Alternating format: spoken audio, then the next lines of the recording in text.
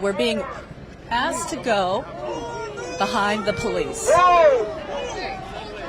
Press. He's press. He's with me. He's with me.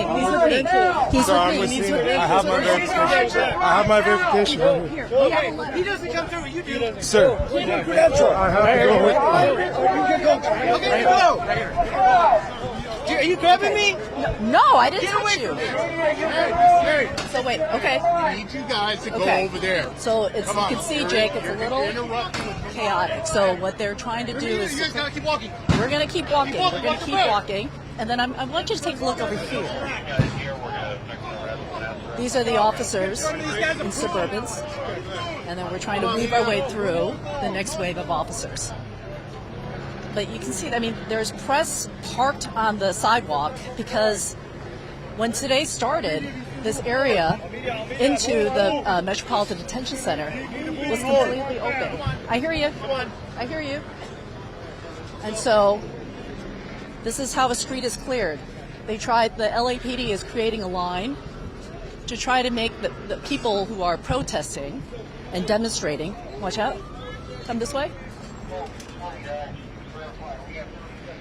I think we're okay here. Ma'am.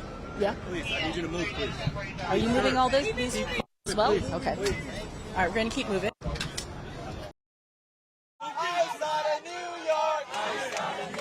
Thousands are taking to the streets across the country to protest immigration and customs enforcement. The epicenter is in Los Angeles.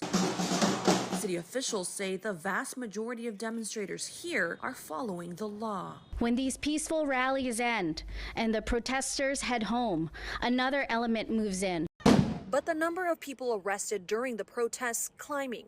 Nearly 200 were taken into custody on Tuesday before a small part of the city went under curfew. I would appeal to the president to stop the ICE raids so that we can have stability in our city. National Guard members are in LA against the governor's wishes. A U.S. official says hundreds of Marines the president mobilized have been briefed on rules for use of force on American soil. This brazen abuse of power by a sitting president inflamed a combustible situation, putting our people, our officers, and even our National Guard at risk. The White House says undocumented immigrants broke the law by entering the U.S. illegally. Demonstrators say ICE shouldn't go after those who are otherwise law-abiding. In Los Angeles, I'm Maribel Gonzalez.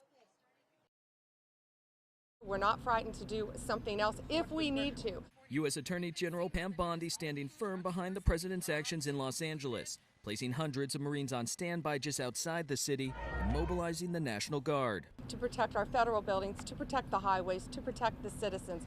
This morning, the U.S. Northern Command says those Marines are still undergoing training, including how to use non-lethal weapons. These are the men and women trained for foreign combat, not domestic law enforcement.